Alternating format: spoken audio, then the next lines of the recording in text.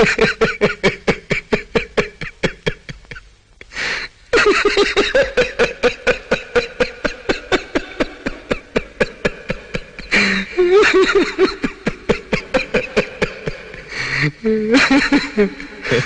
गए मेरी मौत का तमाशा देखने।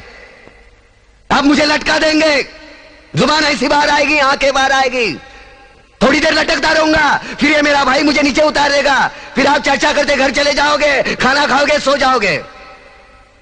तुम्हारी ये नामर्दानगी, बुज़दिली एक दिन इस देश की मौत का तमाशा इसी खामोशी से देखेगी। कुछ नहीं कहना मुझे, तुम्हें कुछ नहीं। तुम्हारी जिंदगी में कोई फर्क पड़ने वाला नहीं। अंधेरे में रहने की आदत पड़ी है तुमको, गुलामी करने की आदत पड़ी है। पहले राजा महाराजाओं की गुलामी की, फिर अंग्रेजों की, अब चंद गद्दार नेताओं की और गुंडों की। धर्म के नाम पर ये तुम्हें बहकाते हैं, तुम एक दूसरे के गले काट रहे हो। काटो काटो। ऊपर वाला भी ऊपर से देखता होगा तो उसे शर्म आती होगी, सोचता होगा मैंने सबसे खूबसूरत चीज बनाई थी, इंसान। इंसान नीचे देखा तो सब कीड़े बन गए, कीड़े कीड़े। रेंगते रहो, सड़ते रहो और मरो। आए और गए, खेल खत्म। क्यों जिए मालूम नहीं, क्यों मरे मालूम नहीं।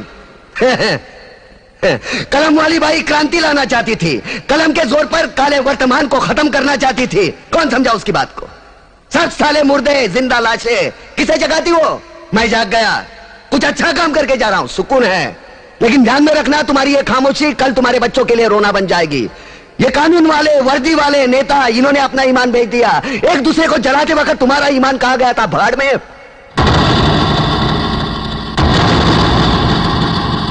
ये पिस्सू जैसा हमारा पड़ोसी मुल्क आने वाले कल में शायद अपने आप को दुनिया के नक्शे पर देख नहीं पाएगा। एक बात भूल रहा है, उनके घर में जो रोटी बनती है ना, उसका आटा भी विदेशी चक्की से पीस के आता है। साले अपने खुद के देश में सुई नहीं बना सकते और हमारे देश को तोड़ने का सपना देखते हैं। वो ये सपना देख सकते हैं क्योंकि उन्हें मालूम है ये मुर्दों का देश है। वतन के लिए किसी को कोई हमदर्दी नहीं है। इसे तोड़ना बिल्कुल आसान है। मैं हिंदू, मैं मुसलमान, मैं सिख, मैं फलाना, मैं ढिमका। एक लाठी को तो कोई भी तोड़ सकता है, लेकिन लाठी के भारे को तोड़ना मुश्किल है। मैंने बचपन में पढ़ा था, स्कूल में, तीसरी में। मैं क्यों समझा रहा हूं तुमको? क्यों समझा रहा हूं? पागल हूं मैं? भूसा भरा पड़ा है मेरे दिमाग में। क्यों बातें कर रहा हूं इन पत्थरों से? हंसो हंसो, खुशियां मनाओ। क्रांति की राह पर एक और कुत्ते की मौत मरने जा रहा है, कल कोई और मरेगा। हमें क्या? हम इसी तरह जीते रहेंगे, है ना? जियो भाई जियो, जैसे चाहिए वैसे जियो। मैं हिजड़े की जिंदगी जीना नहीं चाहता। ए ला, चल चल ला।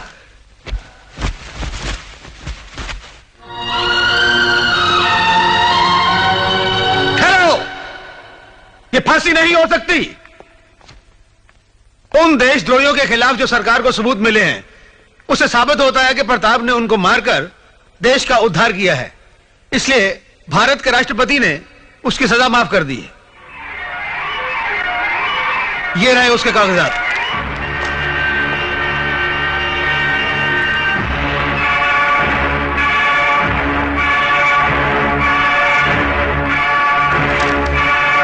रोक दीजिए ये फांसी।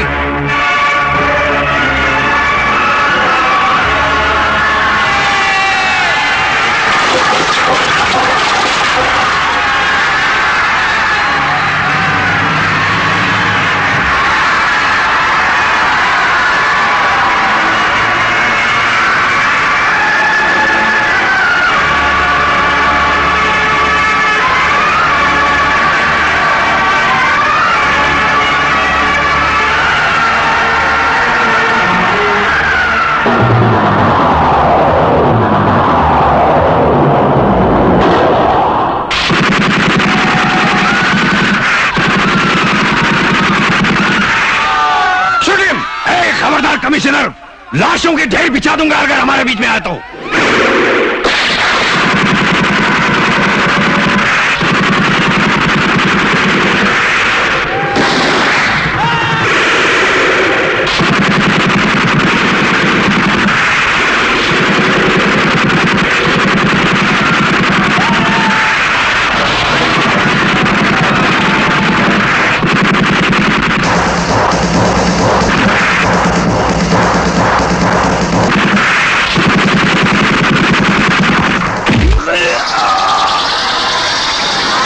Yeah.